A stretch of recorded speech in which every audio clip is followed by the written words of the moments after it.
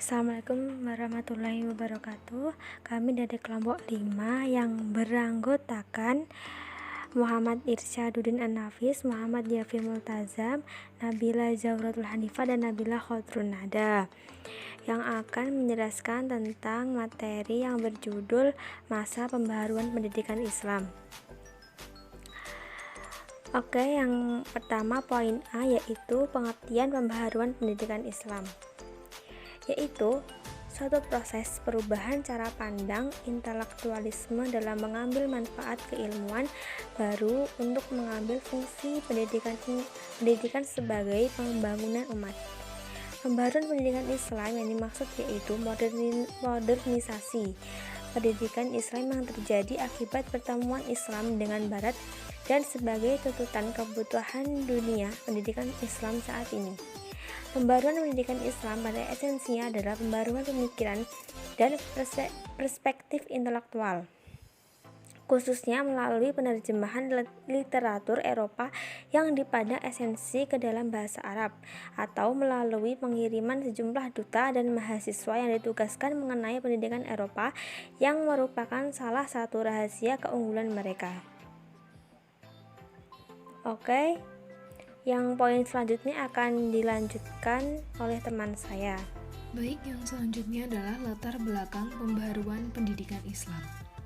Terpuruknya nilai-nilai pendidikan dilatar belakangi oleh kondisi internal Islam yang tidak lagi menganggap ilmu pengetahuan umum sebagai satu kesatuan ilmu yang harus diperhatikan. Selanjutnya, ilmu pengetahuan lebih banyak diadopsi bahkan dimanfaatkan secara komprehensif oleh Barat yang pada waktu itu tidak pernah mengenal ilmu pengetahuan. Nah, menurut Fauzan, secara garis besar ada beberapa hal yang melatar belakangi atau yang mendorong terjadinya proses pembaruan pendidikan Islam, yaitu faktor internal dan eksternal. Yang pertama adalah faktor internal. Kebutuhan pragmatis umat Islam yang sangat memerlukan satu sistem pendidikan Islam yang sangat bisa dijadikan rujukan dalam rangka mencetak manusia-manusia muslim yang berkualitas, bertakwa, dan beriman kepada Allah.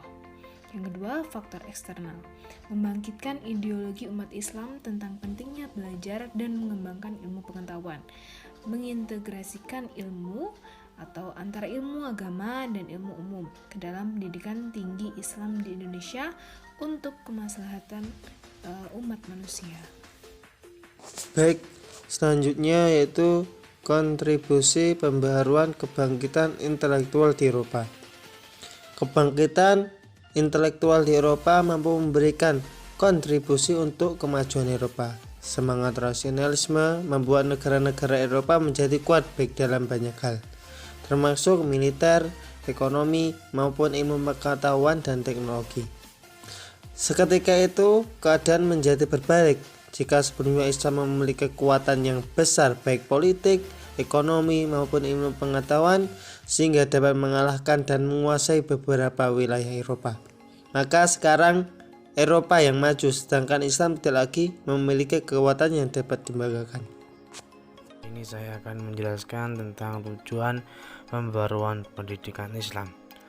Tujuan dari dilakukannya pembaruan dalam pendidikan Islam secara garis besar adalah untuk memudahkan lembaga pendidikan Islam dalam mencapai suatu tujuan pendidikan Islam.